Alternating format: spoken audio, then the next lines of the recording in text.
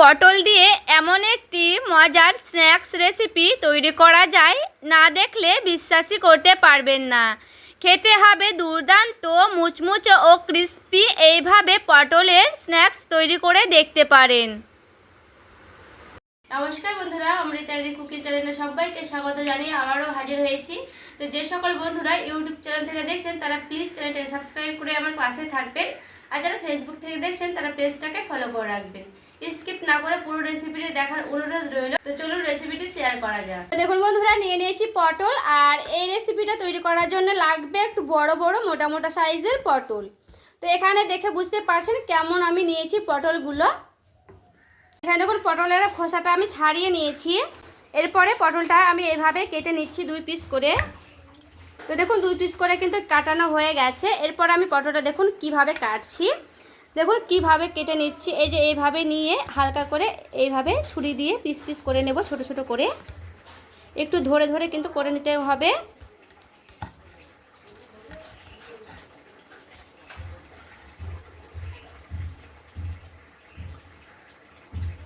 তো দেখুন আরও একটা আমি কেটে দেখাচ্ছি। সেমভাবে কিন্তু এইভাবে ছুরি দিয়ে একটু ছোট ছোট করে পিস পিস করে নেব, এতে করে দেখতে সুন্দর লাগবে। আর যখন ভাজবো তখন কিন্তু একেবারে একটা একটা হয়ে ছেড়ে ছেড়ে যাবে, দেখতেও খুবই ভালো লাগবে পাকোড়াগুলো। তো এইভাবে কিন্তু আমি সবগুলোই পটল কেটে নিচ্ছি, দিয়ে ফিরে আসছি। আর এখানে দেখুন সবগুলো কিন্তু আমি খুব সুন্দর করে নিয়েছি, দেখে বুঝতে পারছেন সবগুলো কিন্তু এইভাবে করে নিতে হবে। এরপরে দেখুন খুব ভালো মতো করে এটাকে আমি ধুয়ে নিয়ে চলে এসেছি। এখানে দিয়ে দিতে হবে পরিমাণ মতো লবণ, আর দেব হলুদের গুঁড়া। এখানে আমি হলুদের গুঁড়াটা দিয়ে আর লবণটা দিয়ে খুব ভালো মতো করে মাখিয়ে নেব। তো এখানে দেখুন খুব সুন্দর করে কিন্তু হালকা আলতো হাতে হালকা করে মাখিয়ে নিতে হবে, এতে করে যেন ভেঙে না যায় তার জন্য। তো এইভাবে খুব ভালো মতো করে আমি মাখিয়ে নেব সবগুলোই পটলের গায়ে।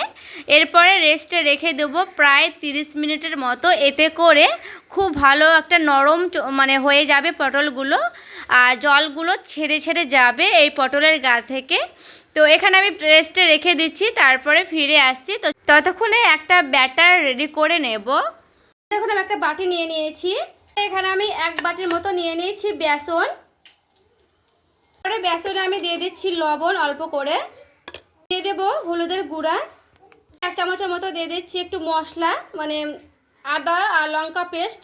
আদা লঙ্কাটা পুরোপুরি কিন্তু অপশনাল, দিতেও পারবেন নাও দিতে পারেন। তো এখানে দিলে একটু ঝাল ঝাল লাগবে। তো এগুলোকে হালকা করে একটু নাড়াচাড়া করে নিয়েছি। এরপরে দিয়ে দিচ্ছি জলটা অল্প করে দেব। জলটা অল্প করে দিয়ে এইভাবে খুব ভালো করে একটু নাড়াচাড়া করে নিচ্ছি, যেন বেশি পাতলা না হয়ে যায়, এটা খেয়াল রাখতে হবে। তো মাপ মতো কিন্তু দিয়ে দিয়েছি। তো এইভাবে খুব ভালো করে একটু আমি চামচে করে ফেটিয়ে নিচ্ছি। তো বেসনটা এখানে যতটা ভালো ফাটানো হবে তত কিন্তু বেশি ভালো হবে। তো বেসনটা একটু ফেটিয়ে নেওয়ার চেষ্টা করবেন। তো দেখুন বেসনটা আমি খুব ভালো করে কিন্তু ফেটিয়ে নিচ্ছি। এখানে হুইক্সের সাহায্যেও কিন্তু খুব ভালো করে ফেটিয়ে নিতে পারবেন। তো আমি এখানে চামচ দিয়ে ফেটিয়ে নিলাম খুব ভালো করে। দেখুন খুব ভালো করে কিন্তু আমি ফেটিয়ে নিয়েছি। তো এখানে দেখতে কতটা সুন্দর লাগছে, এটা কিন্তু ঝাল ঝাল হবে পটলের এই রেসিপিটি। তো এখানে খুব ভালো করে কিন্তু বেসনটা এরকম ঘনত্ব করে নিতে হবে, খুব পাতলা করা যাবে না আর একেবারে ঘনত্ব করা যাবে না। এটা এরকম মিডিয়াম সাইজে আমি রেখেছি, একটু এরকম টাইপেই লাগবে পটল পাকোড়া তৈরি করার জন্য। তো চলুন, এটা কিন্তু আমার রেডি হয়ে গেছে। এখানে দেখুন আমি একটা কড়াই বসিয়ে নিয়েছি। কড়াই দিয়ে দিচ্ছি তেল। এটা আমার খুব ভালো করে কিন্তু গরম করে নিতে হবে, আর পাকোড়া তৈরি করার জন্য তেল কিন্তু খুবই গরম করে নিতে হয়। দেখুন পটলটা আমার রেস্টে রাখা ছিল, আর দেখুন কতগুলো জল ছেড়ে গেছে। এই যে দেখুন, এই জলগুলো কিন্তু ছেড়ে গেলে খুবই ভালো হবে। তো আমি জলগুলো কিন্তু একেবারে গেলে ফেলে দেব এইভাবে। দেখুন কত সুন্দর নরম হয়েছে। এইভাবে কিন্তু নরম করে নিতে হবে পটলগুলো। আরও এইভাবে জলগুলো যদি থাকে জল এইভাবে কিন্তু চিপে নিতেও পারবেন। দেখুন এইভাবে কিন্তু চিপে নিয়েছি। আর এখানে যে আমি বেসনের ব্যাটারটা করে নিয়েছিলাম, এরপরে এইভাবে আমি দিয়ে দিচ্ছি। তো দেখুন এইভাবে কিন্তু দিয়ে দিতে হবে। এরপরে দেখুন দিয়ে দিচ্ছি। তো এইভাবে কিন্তু একে একে সবগুলোকে ভেজে নিতে হবে। আর গ্যাসের আঁচটা একেবারে আমি কমিয়ে দিয়েছি। এই যে দেখুন এটাও কিন্তু দিয়ে দিলাম। তো এখানে জলটা আসবে তটা কিন্তু দিয়ে দিতে হবে। তো যে আমি 4টে থেকে মানে 4টের মতো দিয়ে দিচ্ছি, 3-4টে, তো বেশি তো হবে না, তার জন্য কিন্তু আমি ওইভাবে দেব না। তো দেখুন এইভাবে আমি দিয়ে দিচ্ছি। এখানে অল্প অল্প করে কিন্তু করে নিতে হবে, এতে করে বেশি ভালো হবে, ক্রিস্পি ক্রিস্পি হবে। এগুলো আমি আগে ভেজে নিচ্ছি, তারপরে বাকিগুলো ভেজে নেব। আর এখানে আমার গ্যাসের আঁচ কিন্তু কমানো আছে বন্ধুরা, গ্যাসের আঁচ কিন্তু বাড়ানো যাবে না, এখানে গ্যাসের আঁচ কমিয়ে কমিয়ে ভেজে নিতে হবে। তো দেখুন এখানে আমি হালকা করে এইভাবে উল্টে নিচ্ছি, কারণ গ্যাসের আঁচ কমিয়ে দিয়ে নিচ পিঠটা খুব ভালো করে আমি ভেজে নিচ্ছি।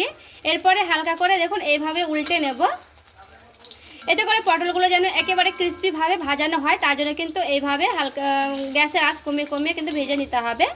তো এই যে আবারও কিন্তু উল্টে নিলাম, এই পিঠটা খুব ভালো করে গ্যাসের আঁচ কমিয়ে দিয়ে আমি ভেজে নেব। তো গ্যাসের আঁচ কমিয়ে কমিয়ে কিন্তু ভেজে নিতে হবে।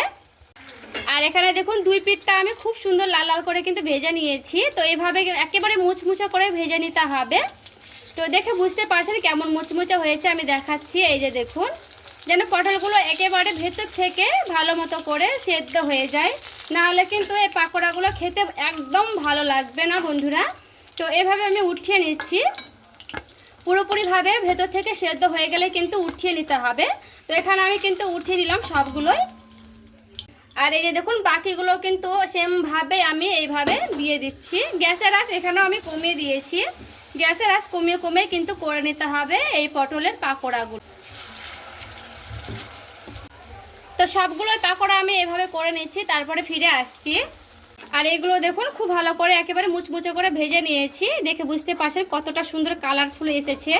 তো এগুলোকে আমি উঠিয়ে নিচ্ছি। তো সবগুলো কিন্তু আমার খুব ভালো করে ভাজানো হয়ে গেছে।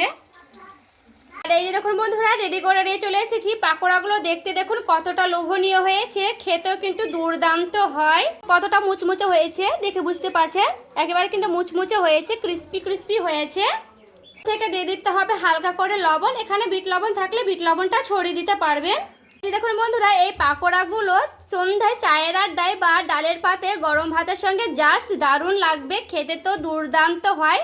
এবং টমেটো সস দিয়ে কিন্তু খেতে পারবেন এই পাকোড়াগুলো। পটলের এরকম নিত্য নতুন রেসিপি দেখতে চাইলে অবশ্যই কমেন্ট করে জানাবেন। আর ভালো লেগে থাকলে প্লিজ লাইক করবেন, চ্যানেলটাকে সাবস্ক্রাইব করে আমার পাশেই থাকবেন। দেখা হচ্ছে আরও একটি রেসিপির সঙ্গে। সবাই ভালো থাকবেন, সুস্থ থাকবেন।